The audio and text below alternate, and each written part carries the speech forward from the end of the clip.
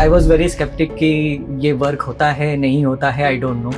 ये सिर्फ hand writing देख के हम ह्यूमंस के बारे में, पर्सनालिटी के बारे में या साइकोलॉजी के बारे में कैसे जान सकते हैं। आई वॉज वेरी अनश्योर कि ये काम कर पाएगा नहीं करेगा, I don't know. That signature shows कि आप सोशली कैसे बिहेव करते हो। The first letter of your name represents your. तो ये जो है हैंड राइटिंग एनालिसिस, ये आपको मदद करेगी कि आपको गोल्स को अचीव करें।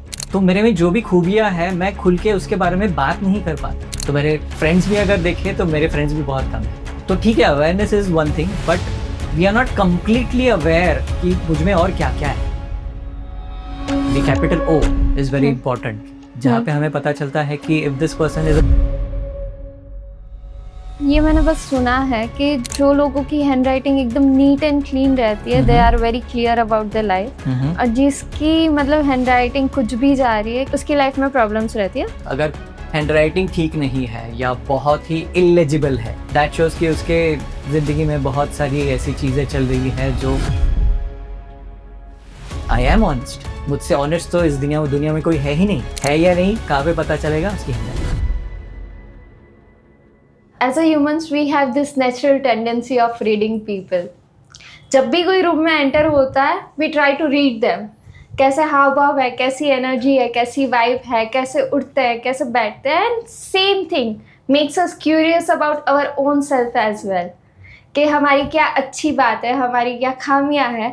और आज का पॉडकास्ट इसी बारे में है, अबाउट द ग्राफोलॉजी।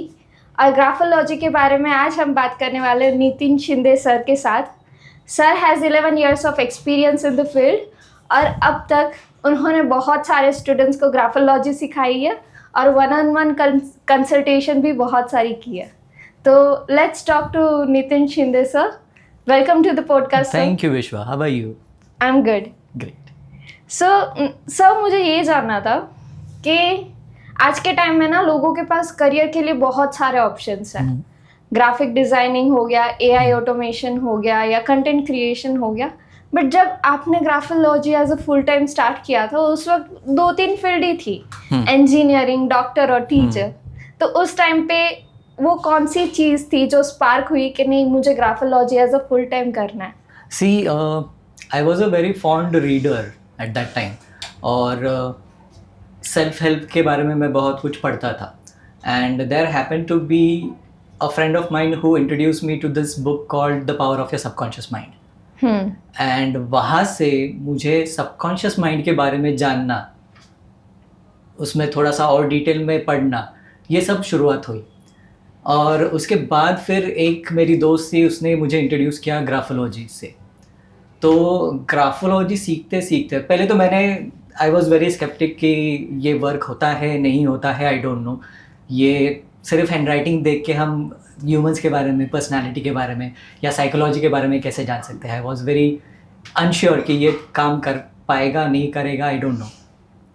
लेकिन जैसे जैसे मैं उसमें सीखता गया, जैसे जैसे उसमें डीप जाता गया, तो मुझे ये थोड़ा सा रिलेट होता गया कि मैंने अपनी ही हैंड राइटिंग से अपनी पर्सनालिटी के बारे में थोड़ा सा जानना शुरू किया। और जानते जानते मैंने ये सोचा कि ये जो मैं देख रहा हूँ हैंड राइटिंग में, और अगर मैं टैली करूँ अपनी पर्सनालिटी को उसके साथ, तो दिस इज़ मैचिंग, कि जो मैं हूँ वो यहाँ पे दिख रहा है। और दैट क्यूरियोसिटी कि ये और क्या है, इसमें और डेप्थ कितना है, तो ये सीखते सीखते और उसमें डेप्थ मिलती गई और उसमें इंटरेस्ट बढ़ता गया, उसमें पैशन बढ़ता गया। एंड देन आई डिसाइडेड कि हाँ, ये मुझे एज अ फुल टाइम करना चाहिए। Is it actually true? Because आज भी बहुत सारे लोग इस चीज़ को लेके क्रिटिकल होंगे कि यार राइटिंग से किसी की पर्सनालिटी के बारे में सारी चीज़ें कैसे बता पाते हो। बिल्कुल। तो sir, you have 11 years of experience, you have seen certain changes in someone's life के यार आपने बता दिया हो कि ये आपके ट्रेट्स हैं, and it gets to be 100% true. See, what I believe is everything you do, you start with yourself. तो मैंने जब साइंस सीखा ग्राफोलॉजी का, ये मैंने पहले तो खुद पे आजमाया कि अगर मैं सिग्नेचर चेंज करता हूँ, अगर मैं हैंड राइटिंग चेंज करता हूँ, तो मुझ में क्या बदलाव आते हैं। तो बेस्ट एग्जांपल, बेस्ट टेस्टिमोनियल अगर किसको देना है, तो I am the right person to give the testimonial, because मैंने वो चेंजेस देखे हैं। I was a very reserve child. बचपन से मैं बहुत रिजर्व था, मैं बहुत शाय था, मैं बात नहीं कर पाता था किसी से मिलता नहीं था ज़्यादा, मेरे फ्रेंड्स ज़्यादा नहीं थे। तो जब मैंने देखा कि मेरी हैंडराइटिंग में वो दिखाई दे रहा है कि आई एम वेरी रिजर्व, मैं खुल के बात नहीं कर पा रहा हूँ, और जब मैंने ये टैली किया कि मैंने अब तक क्या अचीव किया है, तो ज़्यादा कुछ अचीव नहीं किया है। Why the main reason behind that was कि आई एम वेरी रिजर्व, मैं खुल के बात नहीं कर पा रहा हूँ।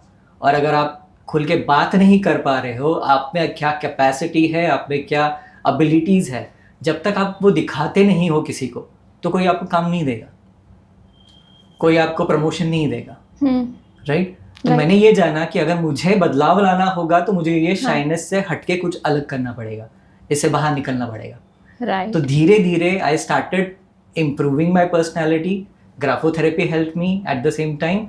मैं कॉन्शियसली उस पर एफर्ट्स लेने लगा, और धीरे धीरे फिर वो जो शाय पर्सन था वो थोड़ा सा चेंज होते होते होते थोड़ा सा बाहर निकलने लगा। वो कहते हैं ना कि एक शेल में आप रहते हो, और धीरे धीरे उस शेल को तोड़ना पड़ता है अगर वो विजिबिलिटी लानी है, क्योंकि इस ज़माने में जो दिखता है वो बिकता है। तो अगर आप दिखाओगे नहीं तो लोगों को पता नहीं चलेगा कि आप में क्या पोटेंशियल है। But it's still strange for me, जब मैं 15 साल की थी तब मैंने अपनी एक सिग्नेचर फाइनल की थी, ये मेरी सिग्नेचर है।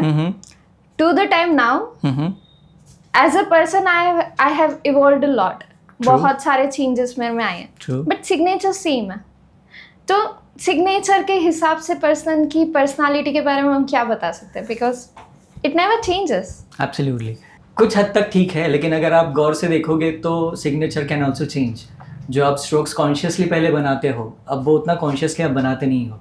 तो if you look minutely into your signature, कुछ ना कुछ चीज़ें उसमें चेंज भी हो गई होगी, या थोड़ी सी उसमें घट भी गई होगी, या कुछ ऐड भी हो गई होगी। इफ़ यू लुक क्लोजली कि 15 साल पहले मैंने जो सिग्नेचर की थी वही सेम सिग्नेचर, सेम स्ट्रोक्स मैं आज कर रही हूँ या नहीं। एक दो माइन्यूट चेंजेस मुझे याद आ रहे हैं। वाई क्यों आ रहे हैं? क्योंकि as you rightly pointed out कि you have evolved as a person, you have grown as a person, you have matured as a person, right? तो ये चेंजेस आना स्वाभाविक है। Maybe I can agree with you कि लोगों का एक पैराग्राफ उसने लिखा हो, उसके बारे में बहुत सारी चीज़ें हम बता सकते हैं, but signature is a very small thing. मतलब कोई लोग तो सिर्फ 2 लेटर्स ही लिखते हैं। What is signature? Signature is your stamp. Signature एक मोहर है। पुराने ज़माने में राजा महाराजा लोग होते थे तो उनकी एक मोहर होती थी कि ये मोहर है एंड दिस मोहर रिप्रेजेंट्स द किंग। राइट। आज के ज़माने में your signature is your stamp, your signature is your logo, your signature is your identity, your my signature represents me, right? तो that signature has a deep impact on your personality, plus that signature shows कि आप socially कैसे behave करते हो, what do you want to show to the society. So मेरी signature से ये पता लग सकता है कि मुझे दुनिया को क्या दिखाना है? Absolutely. आपकी पर्सनैलिटी कभी कभार अलग होती है, आप जो सोसाइटी को दिखाते हो कभी कभार वो अलग हो सकता है। Signature is what you want to show, not necessarily that can match with the inner you, right? आपकी इनर पर्सनैलिटी शायद अलग हो सकती है from your personality that you wish to show. Signature is your social image. Okay, so if I give you my signature right now, can you tell me what I want to show to the world? Absolutely. Because I'm curious about it. Absolutely. Let's do it. Do that. Yes. Okay, so this is my signature. Okay. It's V, right? Yes. फिर Joshi. Yes. Okay. पहली बात तो आपके signature नीचे से ऊपर जा रही है. हाँ. That shows optimism. You're very optimistic in your life. Okay. You always look at the brighter side of life. You always look at the brighter picture. Right? एक जो बात है आपने भी लिखा है, उसको सर्कल किया है. हाँ. Right? उसका जो हम अभी बात कर रहे थे कि शेल होता है. हाँ. तो it is like you are enclosing yourself into a shell. What does that mean? जो अपनी खुद की पर्सनैलिटी है, जो एबिलिटीज़ है, वो दिखाने में थोड़ी सी आप हिचकिचाती हैं. ओके, आई थिंक 15 साल से मैं यही कर रही हूँ. It's a shell, always a shell. और 15 साल से आप वो अट्रैक्ट कर रही है. Okay. Right?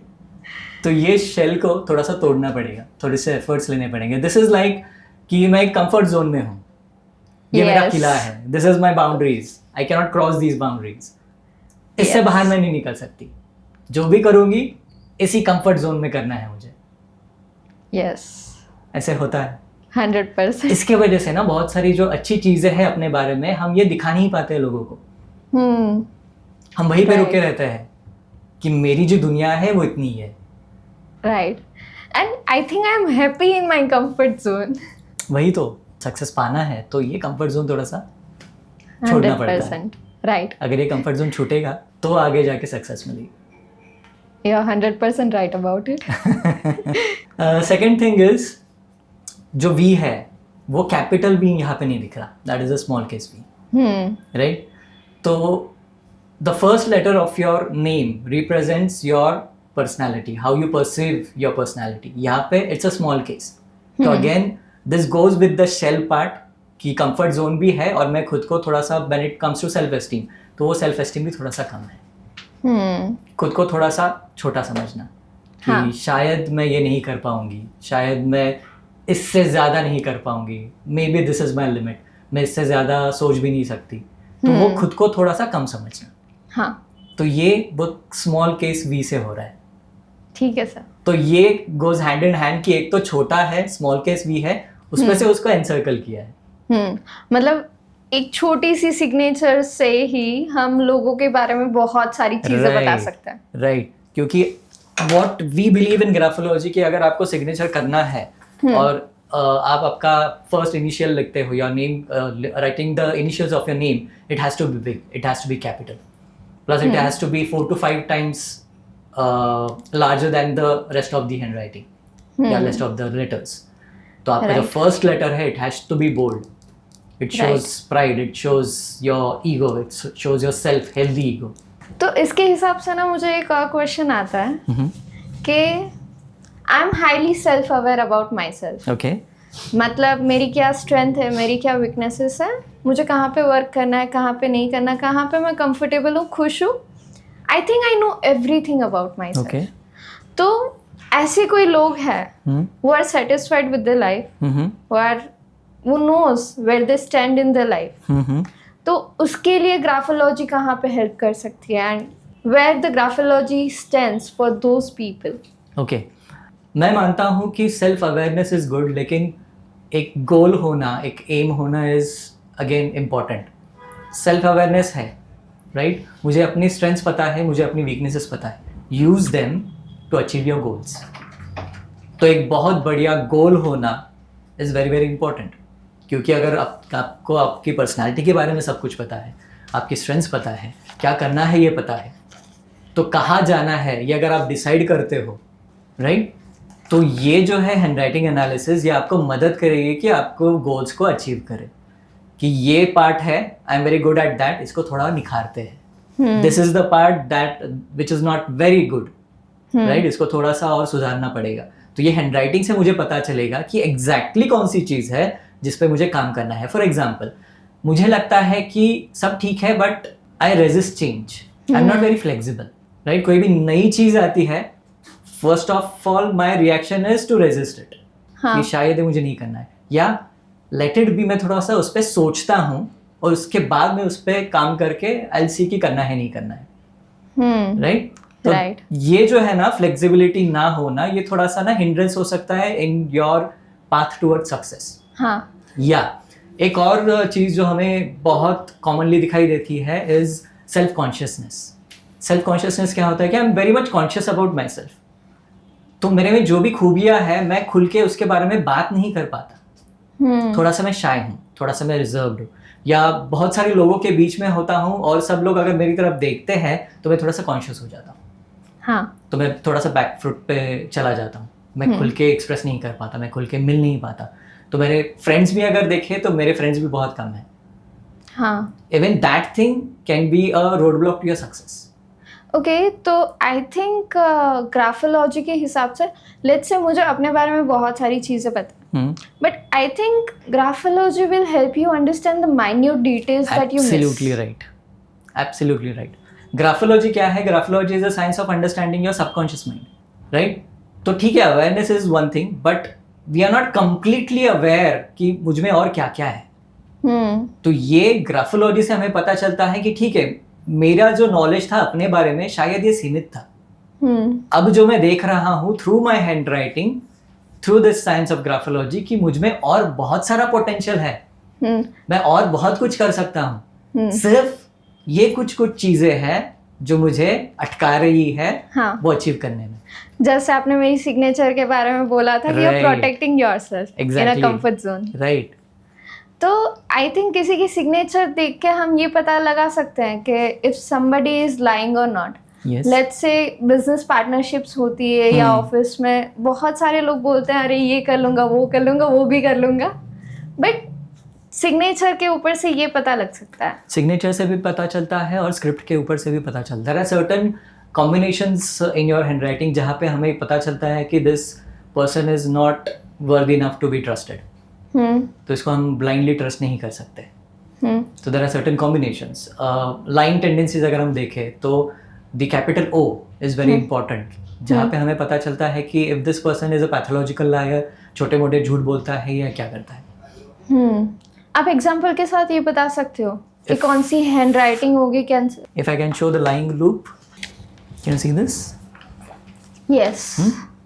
Now this is a one type of O. We are talking about small case O, right? तो ये एक टाइप का O है जिसमें, ठीक है, this is one type of O जहाँ पे ये जो ओवल फॉर्मेशन है इसके अंदर एक लूप आ रहा है और ये साइड और एक लूप आ रहा है, दूसरा लूप बन रहा है। ये दोनों इंटरसेक्ट भी कर सकते हैं, राइट? तो ये जो है, अगर कोई बंदा ऐसा लूप वाला O बनाता है तो that person is an intentional liar. But sir अगर किसी की कर्सिव राइटिंग होगा ना तो वो ऐसे O बनाएगा, जरूरी अगर नहीं कोई है। अच्छा, अगर कर्सिव राइटिंग भी होती है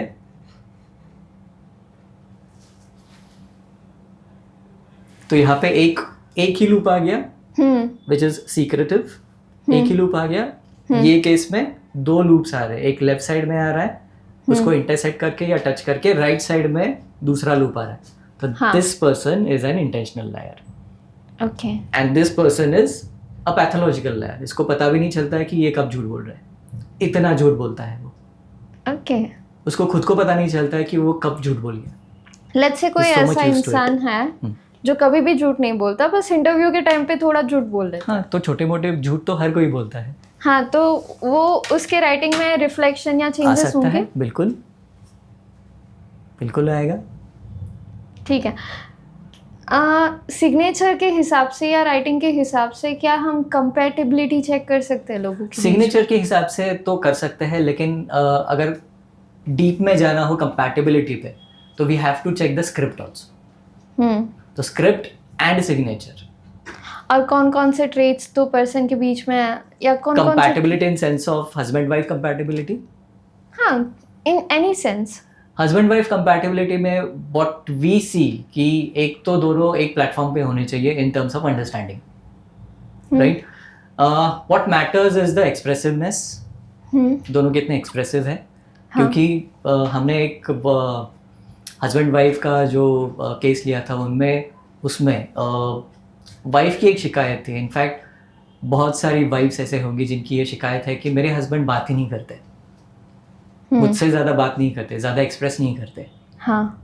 तो शायद वो हस्बैंड जो बात नहीं कर पा रहा है या एक्सप्रेस नहीं अगर उसकी हम हैंड राइटिंग देखें, जो इस केस में था, हस्बैंड की जो हैंड राइटिंग थी वो लेफ्ट की तरफ झुक रही थी। उसका जो ओरिएंटेशन था, जो हम स्लांट बोलते हैं, वो स्लांट लेफ्ट की तरफ झुक रहा था। तो अगर आपका स्लांट लेफ्ट की तरफ झुकता है, that means you are a very reserved person. Okay. You are not very expressive, you keep most of the things to yourself. अगर पूछे तो ही बात करेंगे। और जो वाइफ का हैंड राइटिंग था वो राइट की तरफ झुक रहा था, जो ओरिएंटेशन था, जो स्लांट था, that was towards right, which means the wife was very expressive and husband was reserved, very reserved. तो ये दोनों ऑपोजिट पोल हो गए। हाँ। तो कंपैटिबिलिटी अगर हम देख रहे हैं तो ये बिल्कुल बात नहीं कर रहा है और ये बहुत बातें कर रही है, बहुत एक्सप्रेस कर रही है। और इसकी ये ख्वाहिश है कि जैसे मैं कहती हूँ कि मुझे इनसे प्यार है तो आई एक्सप्रेस कि आई लव यू, मैं बोलती हूँ, ये बोलते ही नहीं है। और इनको ये है कि अगर प्यार है तो है, रोज रोज बोलने की क्या जरूरत है, हाँ। राइट? तो ये एक सिनारियो वहाँ पे आ गया था कि वाइफ को ये चाहत थी कि वो एक्सप्रेस करे, लेकिन वो है कि नहीं मैं ऐसा ही हूँ, मैं ज़्यादा एक्सप्रेस नहीं करता। तो कंपैटिबिलिटी अगर हम देखते हैं तो this forms the base of your understanding और योर रिलेशनशिप। जिनकी राइटिंग एकदम न्यूट्रल है, ना लेफ्ट ना राइट, वो कैसी पर्सनालिटी है देन? न्यूट्रल होते हैं, बैलेंस्ड होते हैं। जब बात करनी है जब बात करेंगे, करनी है जब वो नहीं करेंगे, करना है ज़्यादा बात नहीं करेंगे वो भी, जब करनी है करेंगे। अच्छा, जब जैसे चांस जैसे मिला, स्लांट राइट की तरफ झुकने लगता है वैसे वैसे वो एक्सप्रेसिवनेस बढ़ने लगता है। आई थिंक उसके हिसाब से हम बहुत सारी चीज़ों के बारे में बता सकते हैं ना, लाइक हेल्थ, वेल्थ, रिलेशनशिप। बिल्कुल, तो कितनी कितनी चीज़ें हम किसी की हैंडराइटिंग देख के बता लगा बहुत सकते सारी चीज़ें हम हैंडराइटिंग देख के बता सकते हैं। मोर देन 100 ऐसे ट्रेट्स है जो हम देखते हैं हैंडराइटिंग में। तो स्टार्टिंग फ्रॉम योर एक्सप्रेसिवनेस, जैसे हमने भी बात किया, एक्सप्रेसिवनेस हो गया, इमोशनल इंटेंसिटी है, योर थिंकिंग एबिलिटीज़ है, शार्पनेस इन योर थिंकिंग है, फिजिकल एनर्जी है, सेक्सुअल एनर्जी है, रिलेशनशिप है, क्लोजनेस है, ग्रुप में आप काम कर सकते नहीं कर सकते, बहुत सारी चीज़ें हैं जो हम हैंडराइटिंग से देख सकते हैं। आप अगर किसी की हैंडराइटिंग देखते हो तो सबसे पहली चीज़ आप क्या नोटिस करते हो वो पर्सन के बारे में? डिपेंड्स, जो पॉपअप होता है हैंडराइटिंग में वो हम देखते हैं। फिर हैंडराइटिंग कैसा है ना कि every person is different, every person is unique. उसी तरह से ना हर एक की हैंडराइटिंग यूनिक होती है। तो किसी के हैंडराइटिंग बहुत छोटी होती है, किसी की बहुत बड़ी होती है, कोई लेफ्ट साइड की तरफ झुकाता है, कोई राइट साइड की तरफ झुकाता है, किसी में स्पेसेस कम ज़्यादा होते हैं। तो हर एक की हैंडराइटिंग अलग होती है। तो जब हम एनालिसिस करते हैं तो जो मेजर पॉइंट पॉपअप होता है ऊपर, वहाँ से हम शुरुआत करते हैं। एंड सर, ये पता नहीं राइट है या रॉन्ग है, बट ये मैंने बस सुना है कि जो लोगों की हैंडराइटिंग एकदम नीट एंड क्लीन रहती है, they are very clear about their life, और जिसकी मतलब हैंडराइटिंग कुछ भी जा रही है कि you have to focus on understanding कि भाई क्या लिखा है उसने, दे आर उसकी लाइफ में प्रॉब्लम्स रहती है, ऐसा मैंने सुना है। But I also have seen doctors जो बहुत गंदी राइटिंग करते हैं but they are at very successful at the life, बहुत सारी चीज़ों में उन लोगों ने अच्छा किया। तो इज इट ट्रू और not? See, it is all about the legibility and illegibility of your handwriting. जितनी लेजिबल हैंडराइटिंग होगी वो आदमी उतना पढ़ने में और समझने में ज़्यादा आसानी होगी। जितनी इलेजिबल हैंडराइटिंग आपकी होगी वो आदमी उतना ही कॉम्प्लिकेशंस अपनी ज़िंदगी में ला रहा है या अट्रैक्ट कर रहा है, तो उसको समझने में थोड़ी सी मुश्किल हो जाती है। प्लस जैसे मैंने कहा कि handwriting plays a very important role in attracting certain things in your life. अगर हैंडराइटिंग ठीक नहीं है या बहुत ही इलेजिबल है, दैट शोज़ कि उसके ज़िंदगी में बहुत सारी ऐसी चीज़ें चल रही हैं जो ठीक नहीं है। He is going through a lot of things in his life. आप इसके बारे में थोड़ा डिटेल में बताओगे? लेट्स से किसी ने एकदम अच्छे से स्टार्टिंग से एंडिंग तक एकदम अच्छे से लिखा है, and somebody कैसे भी जा रहा है। See, there are too many things that we see in a handwriting. First is कितना legible है, secondly consistency कितनी है, right? वो strokes कैसे बनाए हैं, legible है लेकिन strokes गलत है, हाँ, तो उसमें भी प्रॉब्लम हो सकता है। हम जो देखते हैं that is the only aesthetic part of handwriting कि ये बहुत अच्छी handwriting है, ये बहुत ख़राब handwriting है, लेकिन हम जो देखते हैं that is the strokes कि ये stroke कैसे बनाया है। हैंडराइटिंग बहुत लेजिबल है लेकिन स्ट्रोक्स गलत बनाए हैं, तो वहाँ पे प्रॉब्लम है। राइट, ये समझने में थोड़ा सा मुश्किल है। जो दूसरा हैंडराइटिंग है लेजिबल नहीं है, थोड़ा सा मुश्किल है, लेकिन स्ट्रोक्स अच्छे हैं, स्ट्रोक्स पॉजिटिव है, तो दैट मैटर्स। तो it is not just the aesthetic part of handwriting that we see, it is the stroke that matters. तो स्ट्रोक के हिसाब से हम चलते हैं। And what would you say for a kind of person जिसकी handwriting every 2 pages पे change होती है? लाइक मेरा एक टाइम पे ये था कि you split through the book, आपको 10 पेजेस पे 10 अलग हैंडराइटिंग मिलेगी and you can not be able to figure out कि एक ही इंसान की ये 10 हैंडराइटिंग्स। ओके, बहुत बार कैसे होता है ना कि हम शुरुआत बहुत अच्छे करते हैं, है ना, कि अगर मैंने आपको अभी बताया कि आप एक फुल पेज लिखिए, तो पहले कुछ लाइंस आप कॉन्शियसली बहुत अच्छी लिखोगे, क्योंकि मैंने आपको बताया कि मैं उसको एनालिसिस करूंगा, उसका एनालिसिस करूंगा या एनालाइज करेंगे।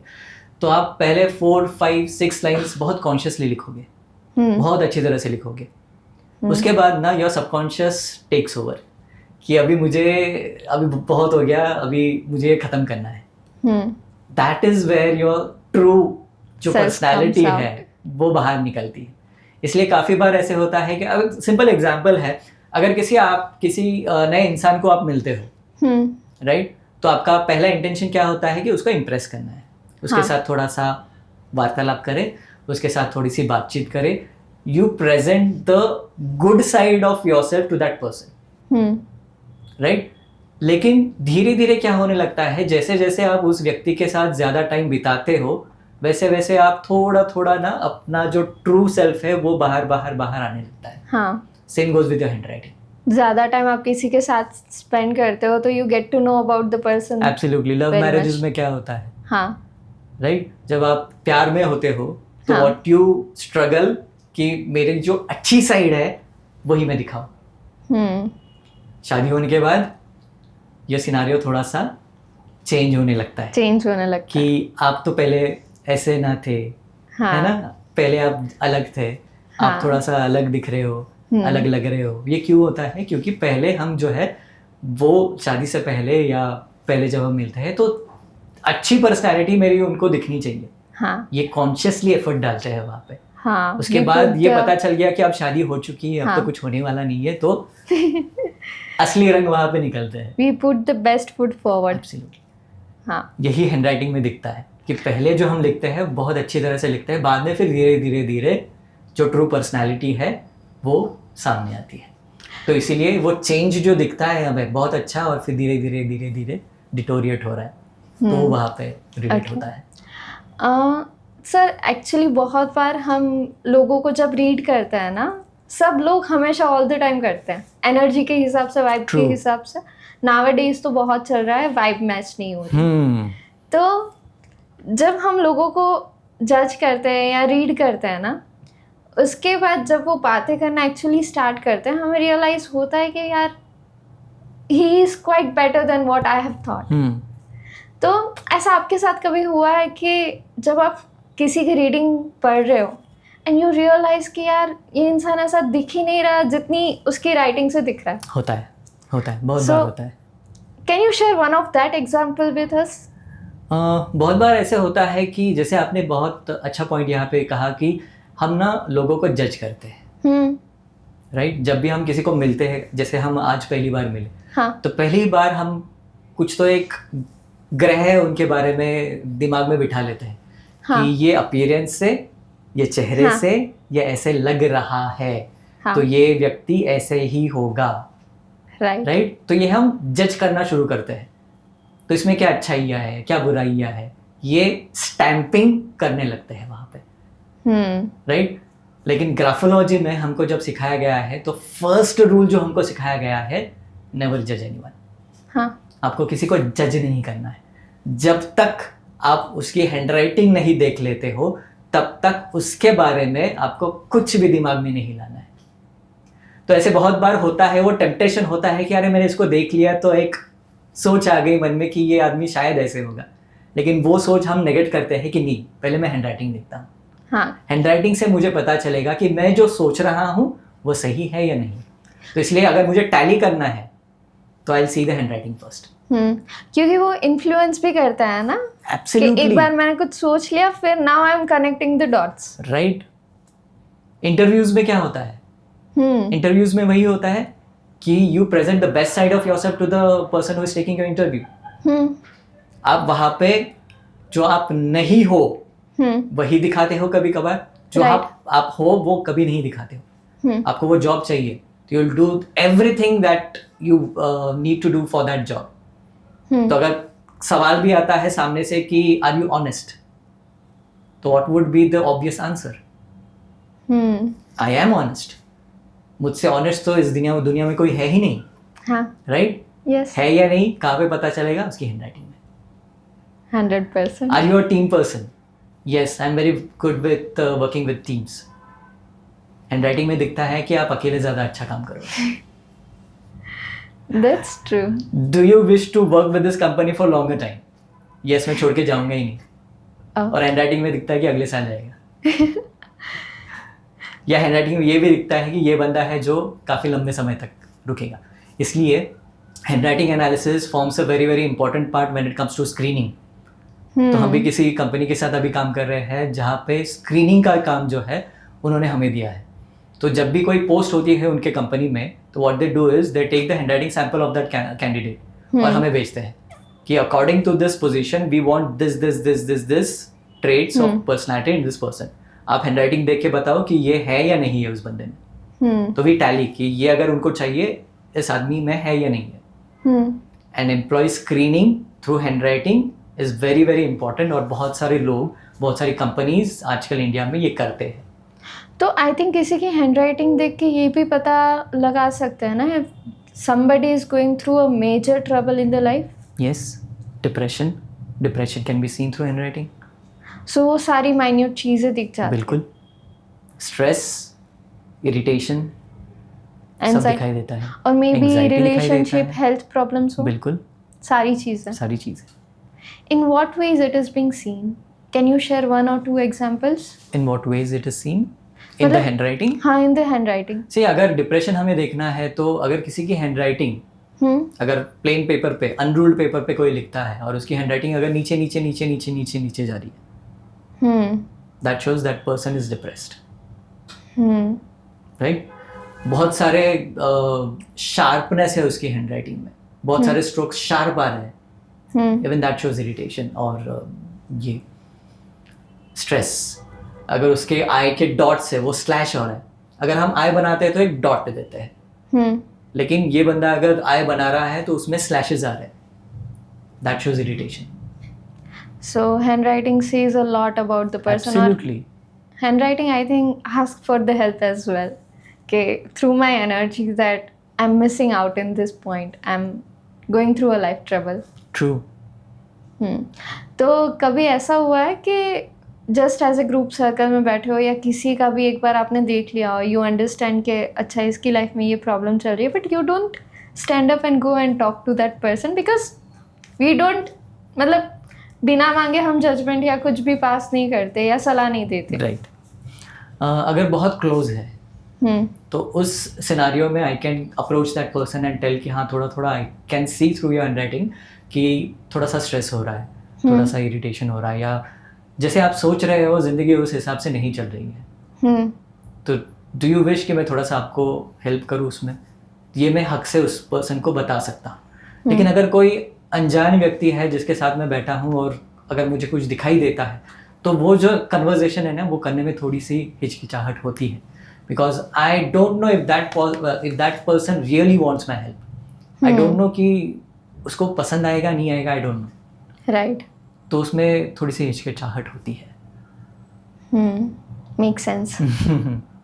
Can handwriting help in improving someone's mental health? और लेट्स से यू सेड के अगर कोई इंसान डिप्रेशन में है तो उसकी राइटिंग नीचे नीचे जाएगी. बिल्कुल. बट उसको डिप्रेशन से बाहर लाना है, अगर हील करना कोई चीज़ों पे, लेट्स से किसी को कॉन्फिडेंस या फियर्स पे वर्क करना है, तो वो हैंड राइटिंग इम्प्रूव करके हो सकता है. Yes, it's a very very beautiful question and the answer is also very beautiful because the answer lies in graphotherapy.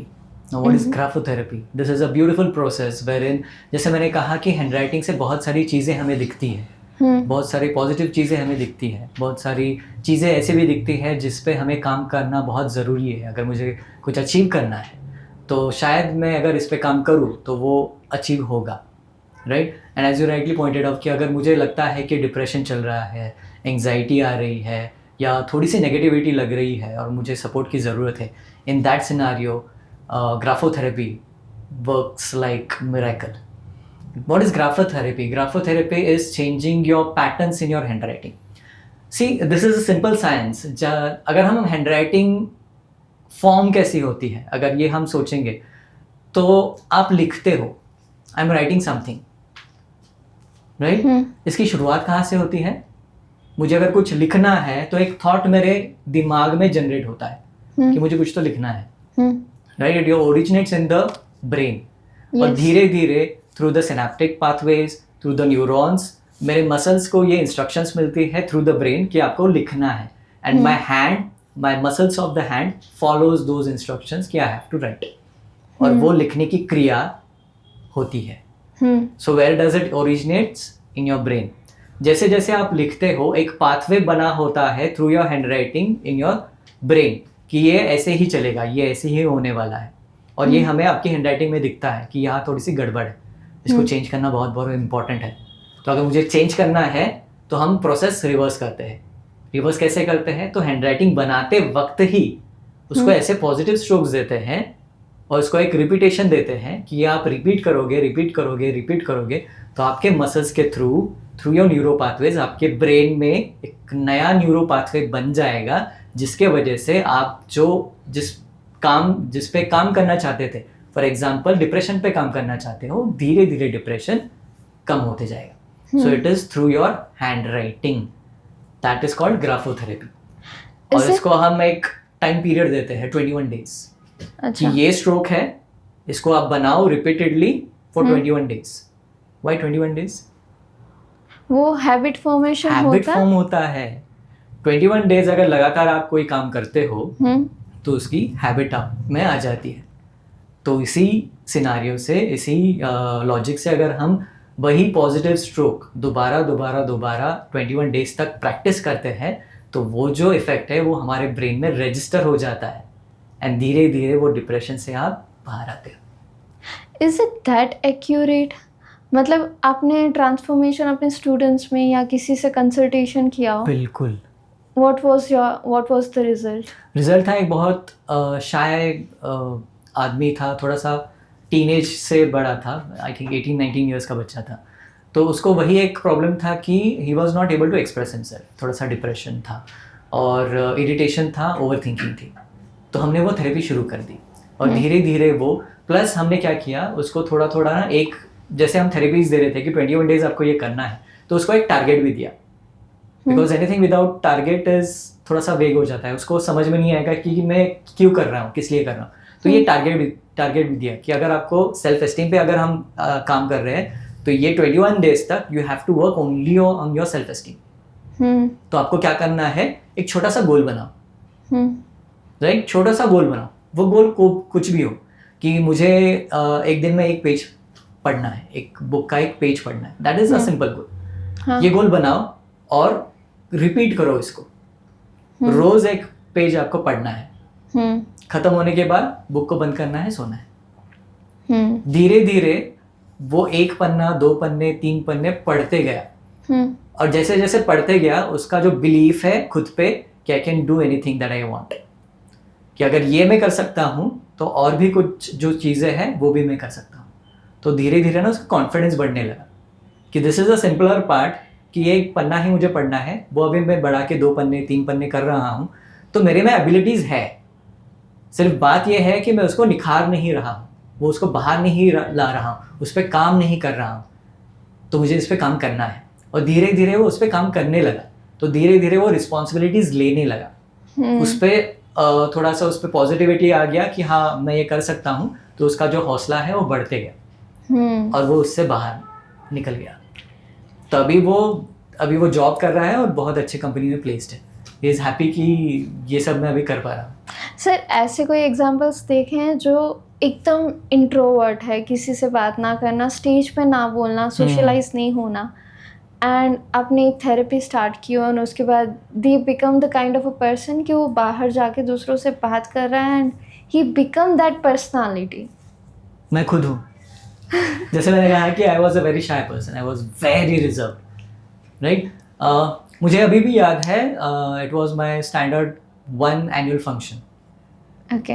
Right, और मुझे एक प्ले में सिलेक्ट किया गया था. The story was here and tortoise. हाँ. राइट, वो स्टोरी हमें पता है कि दोनों की रेस लगती है, दोनों भागते हैं. तो उसमें मुझे रोल दिया गया था. तो उस वक्त मैं बहुत शाय था, बहुत रिजर्व था. स्टेज पे जाना हरक्यूलियन टास्क, मुझे नहीं करना है. लेकिन अब ज़बरदस्ती की है, दिया है तो I have to do it. तो उन्होंने मुझे सिलेक्ट किया, आपको काम करना पड़ेगा. तो गेस एक रोल मुझे मिला था and I was very happy कि वो रोल मुझे मिला. कौन सा? Being a shy person. Tell me what was that role? Hair का दिया था. वो तो मुझे स्टेज पे जाना पड़ेगा ना, परफॉर्म करना पड़ेगा ना. अच्छा नहीं, आई वॉज हैप्पी कि मुझे वो रोल दिया गया था. मुझे रोल क्या दिया गया था, आपको सिर्फ ये पेड़ पकड़ना है, ओके स्टेज पे है, पेड़ पकड़ना है, पेड़ के पीछे छुपना है. ओह आई वॉज वेरी हैप्पी कि मुझे ये रोल मिल गया, कि मैं स्टेज पे हूँ फिर भी नहीं हूँ. That kind of shyness, right. Right. तो उतना शाय था. लेकिन जैसे मैंने ये ग्राफोलॉजी सीखना शुरू कर दिया ना, मुझे अपने ही बारे में बहुत सारी चीज़ें पता चलने लगी कि यार ये पॉजिटिव चीज़ें भी हैं, ये एबिलिटीज़ भी है, लेकिन सिर्फ because I am shy I am not able to express my self, I am not able to express my abilities, और इसके वजह से I am not able to achieve that success. तो धीरे धीरे ना मैंने इस पे काम करना शुरू कर दिया कि चलो हम थोड़ा सा इस पे काम करते हैं. तो थोड़ा सा ग्रुप्स में जाना, बात करना, बाहर निकलना, at the same time therapies was assisting me in this. तो वो धीरे धीरे करते करते करते एक टाइम ऐसा आया कि आई वॉज इन्वाइटेड और I represented India in the international handwriting analysis conference that was held in Las Vegas. Now the person जो पेड़ के पीछे छुप रहा था, प्रेजेंटिंग अ पेपर, और वो भी इंडियन क्राउड नहीं था, वो फॉरेनर्स थे सब वहाँ पे सामने, उनके सामने जाके पेपर प्रेजेंट करना. Can you see the drastic change over there? Yes.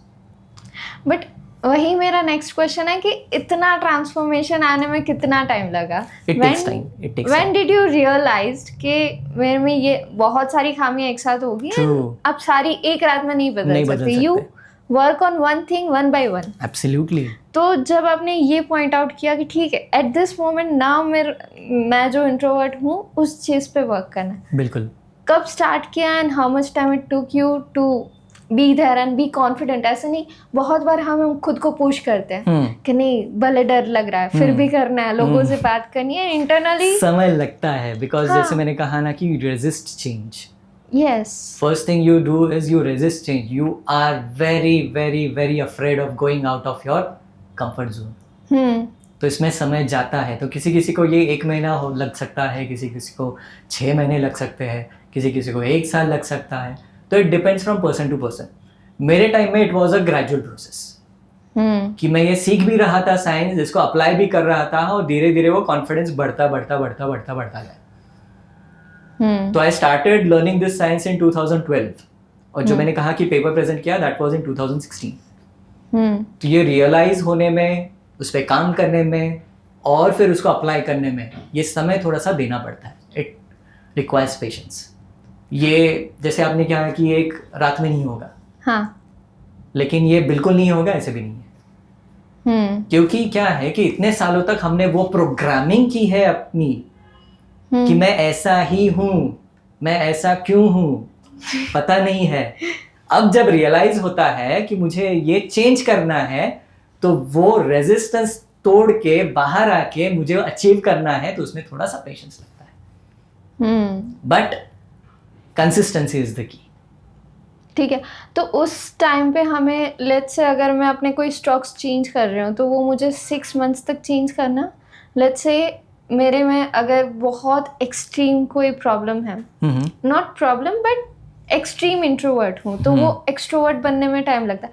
कोई अगर थोड़ा सा शाय है, they can be extrovert in just 20 days. Exactly.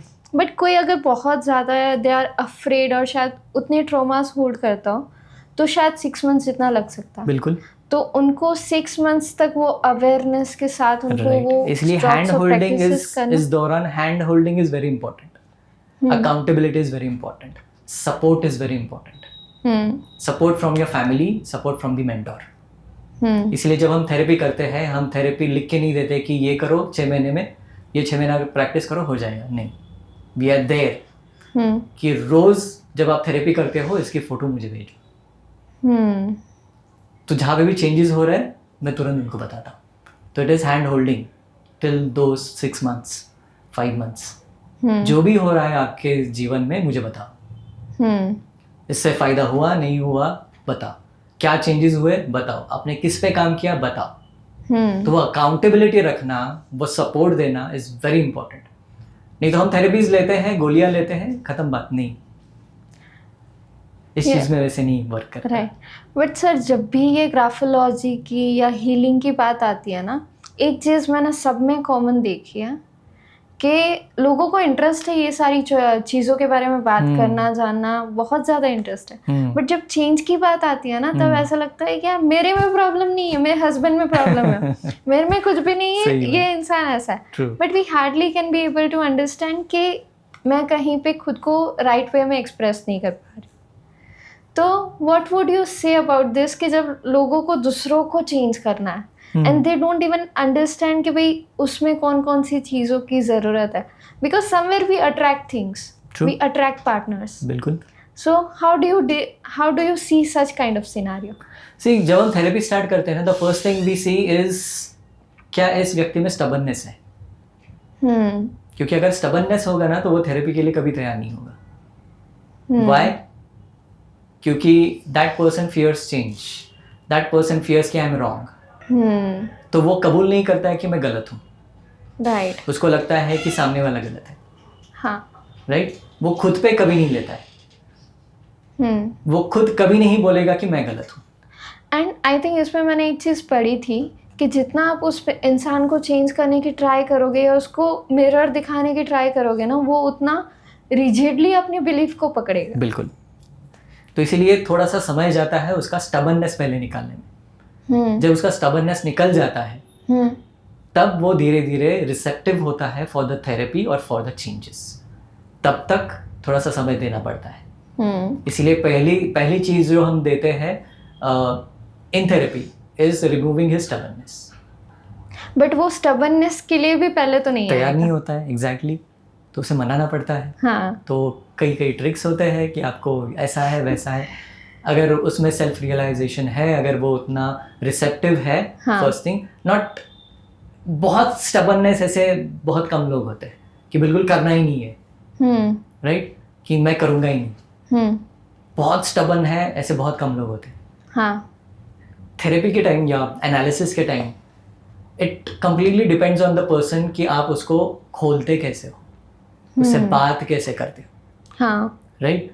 अगर वो कोई एक चीज़ है जिससे वो ट्रिगर हो जाए, तो वो सुनने के लिए फिर आगे आएंगे नहीं। राइट। और पॉजिटिवली अगर ट्रिगर होता है, हाँ, तो वो अपने इनपुट्स भी देंगे। हाँ। ऐसा एक केस आया था हमारे पास कि आप बताओ, मैं सुनूंगा, मैं रिएक्ट नहीं करूँगा। ठीक है। तो हमने शुरू किया, ये है, ये है, ये है, ये है। तो एक पॉइंट आ गया जिससे वो ट्रिगर हो गया कि कुछ तो मैंने कह दिया उसको, तो वो ट्रिगर हो गया और वो पॉजिटिवली ट्रिगर हो गया। तो उसने मुझे ये बताया कि सर, आपने ये जो कहा ना, ये आज तक किसी ने मुझसे कहा नहीं था। तो वहाँ पे वो मेल्ट डाउन हो गया कि ये जो पॉइंट है, ये मेरे जो क्लोज के रिश्तेदार है या जो भी बहुत नज़दीकी लोग हैं, उनको भी ये पॉइंट पता नहीं है जो बात आपने बता दी। और वो वहाँ पे मेल्ट डाउन हो गया। एंड देन जो उसने इनपुट्स दिए, वो जो कॉन्वर्जेशन था, वो बहुत एक्सट्रीम लेवल का, अलग लेवल का फिर वो कॉन्वर्जेशन हो गया। जो शुरुआत में आप सिर्फ बोलो, मैं सिर्फ सुनूंगा, ये जो उसका एटीट्यूड था, वो खुल के मैं भी बोलता हूँ, आप भी बोलिए, will discuss. It's a two way communication. It's a two way communication there. तो ये चेंजेस और वो ट्रिगर कैसे आएगा, ये किसी को नहीं पता। But sir, what is the difference according to you between the stubbornness and victimhood? Because victimhood is also कि मेरे में कोई भी प्रॉब्लम नहीं है, बस मेरे साथ चीज़ें बुरी हो रही है। Right. ये बुरा है, सिचुएशन बुरी है, नेचर बुरा है। तो how do you see those things? Stubbornness को हम नेगेटिवली क्यों ले रहे हैं? At the same time, I think stubbornness कभी कभी पॉजिटिव भी हो सकता है। हाँ। I'm stubborn about certain thing which is positive. कि ये अच्छा है, मुझे पता है, ये मुझे करना है, मुझे पता है, ये सबके भले के लिए है, and I will stand for it. That is stubbornness. Victimisation is completely different, कि मैं खुद को क्लोज कर रहा हूँ, प्लस उसमें एक सेल्फ एस्टीम का भी पार्ट आता है कि मैं खुद को बहुत कम समझ रहा हूँ, मेरे साथ ऐसा ही होना है, I am attracting that negativity into my life, I am attracting those negative people into my life, और मेरे साथ ऐसे ही होना है, तय है। तो ये आप मान के चलते हो कि आपके साथ नेगेटिव ही होने वाला है। तो ये विक्टिमाइजेशन थोड़ा सा अलग है, लेकिन स्टबर्ननेस थोड़ा सा अलग है। सो आई थिंक ये बता सकते हैं कि विक्टिमाइजेशन अगर कोई पर्सन कर रहा है, यूजुअली ये अनकॉन्शियस होगा। Absolutely. Nobody does this. See, completely depends on the programming that you have done since your childhood. उसका चाइल्डहुड कैसे था?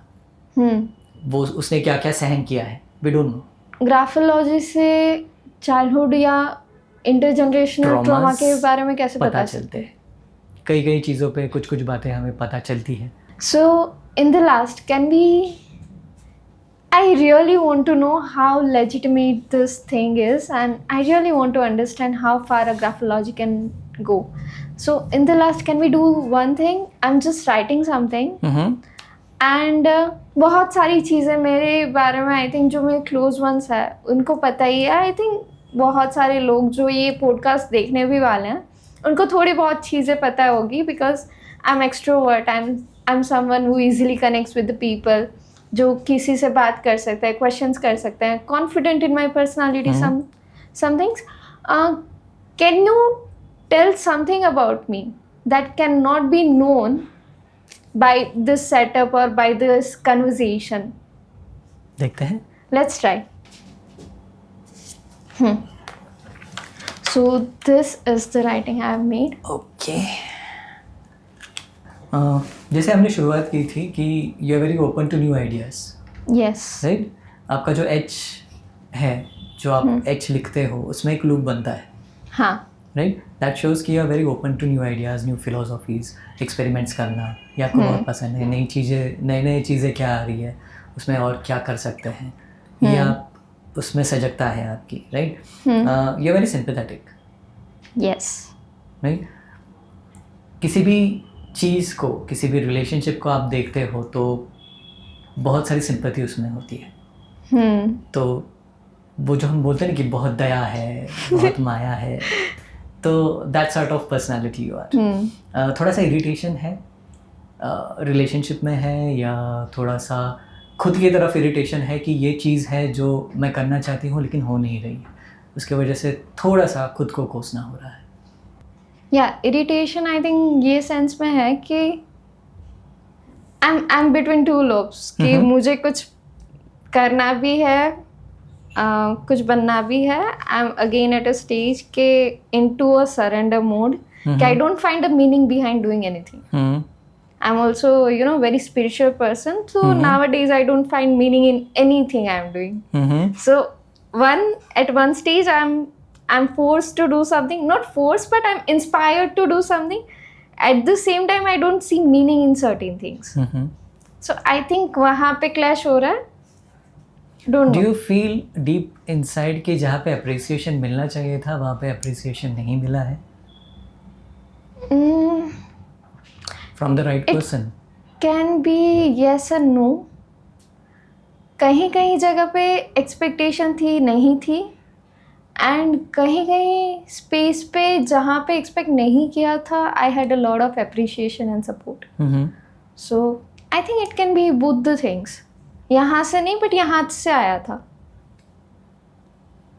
ओके. सेंसिटिव हो टुवर्ड्स योर अपीयरेंस? यस. तो जहाँ पे भी जाना है you dress to the occasion? Yes. और कोई किसी पे कोई बोलता है कि ये ठीक नहीं लग रहा है तो यू फील कि ये इसने क्यों बोल दिया? Not really. Somewhere I hardly care what other things. Okay. I dress up for myself. And कभी कभी घर पे भी ड्रेसअप होके घूमती हूँ, या कभी कभी घर पे भी ऐसी चीज़ें सजा के रखती हूँ like guest were coming, but it's only for my self. Okay. Lower back pain होता है? Some days. You have a very clean heart. जो अंदर है वो बाहर है. Yes. I try to be that kind of person कि मुझे दूसरों के लिए खुद को चेंज नहीं करना. Very close to your mother? Yes. लगता है कि उनकी जो ज़िंदगी है वो आसान हो.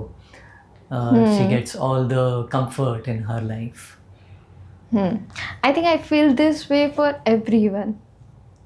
I can see how far the graphology can go in the sense of money, finances, relationship, Yes. in the health as well. So I'm really very inspired from this podcast. इसके एप्लीकेशन भी बहुत है. Right from knowing your child, तो जो parents है या teachers है या काउंसलर्स है, उनके लिए भी hand writing analysis can be very very beneficial, क्योंकि बच्चों की हैंड राइटिंग देख के हमें पता चलता है कि what they are going through, तो वो corrections at an early age लाने में उसका बहुत फ़ायदा है. उसके बाद कंपैटिबिलिटी, जैसे हमने कहा कि compatibility testing is very very important. तो before marriage, after marriage, compatibility testing is very important, जो हमें हैंड राइटिंग एनालिसिस से बहुत अच्छा उसका मदद होता है वहाँ पे. देन एम्प्लॉय स्क्रीनिंग, जो हमारी बात हुई, एम्प्लॉय स्क्रीनिंग के लिए भी हैंड राइटिंग एनालिसिस बहुत इंपॉर्टेंट है. साइकोलॉजी जो स्टूडेंट्स सीखते हैं वो ग्राफोलॉजी सीखते हैं. इनफैक्ट मैंने सुना है कि साइकोलॉजी में एक सब्जेक्ट है ग्राफोलॉजी का, तो they learn graphology from that perspective also. तो इसके एप्लीकेशंस बहुत सारे हैं. बट सर रियली ग्राफोलॉजी के बारे में इतना कुछ सोचा नहीं था. कंसिडरिंग द इंडियन कंट्री, ज़्यादातर हम एस्ट्रोलॉजी पे ही बिलीव करते हैं, एंड बहुत सारे लोग एस्ट्रोलॉजी में भी बिलीव नहीं करते. They are critical about that too. But graphology, I think it's going to be a very simple tool. True, कि बस एक बार देखो, you don't have to say it but you know many things. Absolutely. और ये आप खुद की हैंड राइटिंग से कर सकते हैं. अगर आप ये साइंस सीखते हो, तो जैसे मैंने कहा कि मैंने कुछ अपनी हैंड राइटिंग से देख के खुद में वो परिवर्तन लाया है, तो this is the simplest medium actually to change your life and change your personality type. Why not use it? So sir, it was a great podcast and I'm really happy that you shared all the insight with us, and thank you for coming today. My pleasure. Thank you so much, Vishwa. Thank you, sir.